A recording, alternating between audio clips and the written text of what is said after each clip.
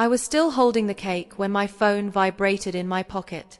Not loudly, just enough to feel it. The candles were already melting, wax dripping like slow tears down white frosting. Everyone was watching her, waiting for the wish. My wife leaned forward, smiling, that practice smile, the one she used in public. The one that never quite reached her eyes anymore. "Make a wish, darling," I said. My voice didn't shake. Inside, something cracked. She didn't hesitate. Didn't even look at me. "Never to touch you again." She blew out the candles.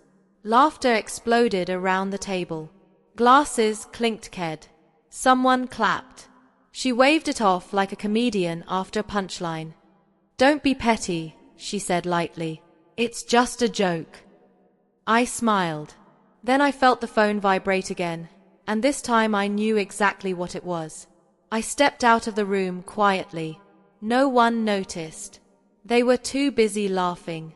I stood in the hallway, the smell of candles still on my hands, and read the message I'd been waiting weeks for. The timing was almost poetic. When I came back 5 minutes later, I was holding something very different, and everyone froze. It didn't start with the joke. The joke was just confirmation. It started weeks earlier with silence. With her phone face down on the table, with late nights explained too quickly, with a laugh she used to say for me suddenly spent elsewhere. I told myself I was paranoid.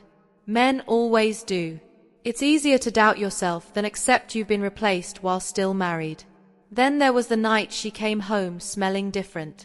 Not perfume, not alcohol, something sharper, like adrenaline.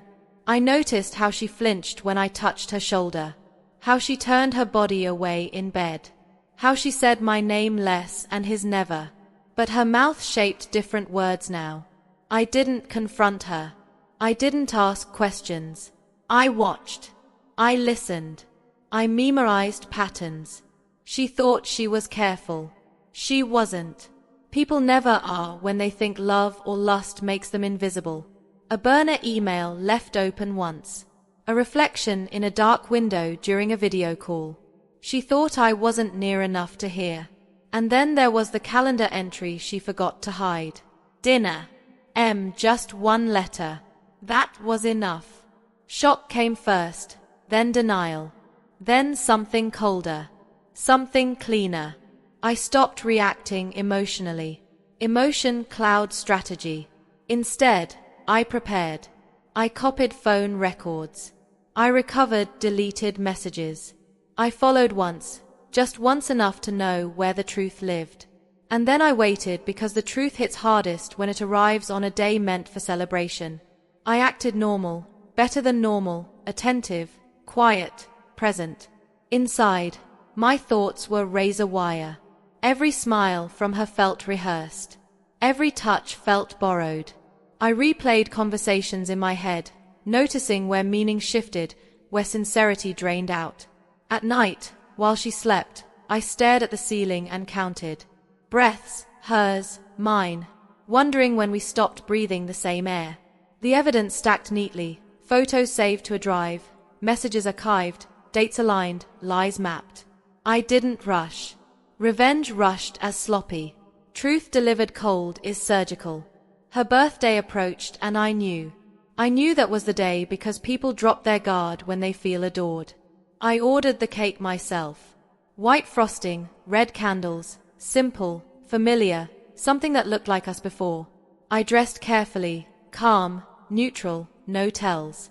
I even practiced my smile. By the time the candles were lit, I was ready. The report arrived that morning. Not just messages, not just photos. Proof, irrefutable, time-stamped, signed. I folded it neatly and slid it into a plain envelope. No drama, no labels. It sat in my jacket pocket while she laughed with friends, while she made her joke, while everyone laughed at my expense. Just a joke, she said. Yes, just a joke. I returned to the room holding the envelope. I didn't raise my voice. I didn't slam anything down. I placed it gently on the table. For you, I said. Her smile faltered. What's that? Open it.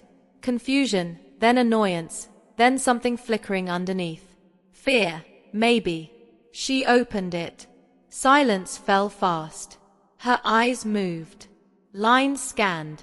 Color drained. She looked up at me, mouth opening, closing. No sound came out.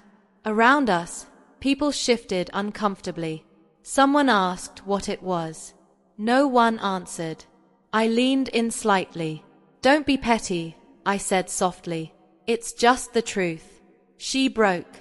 Tears, denial, whispered excuses that meant nothing anymore.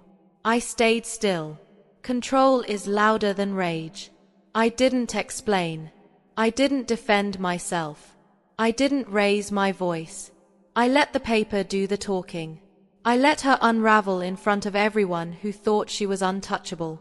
Then I took off my ring and set it beside the cake. I hope your wish comes true, I said. I walked out. No running, no drama, just the sound of a door closing behind me and a room full of people. Realizing laughter has consequences. Later, alone, the quiet felt heavy, but clean. No more guessing.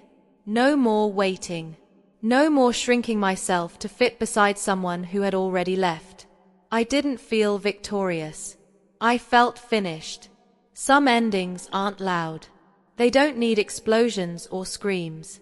They just need clarity. She lost the power she thought she had. I reclaimed the silence. And in that silence, I finally heard myself again.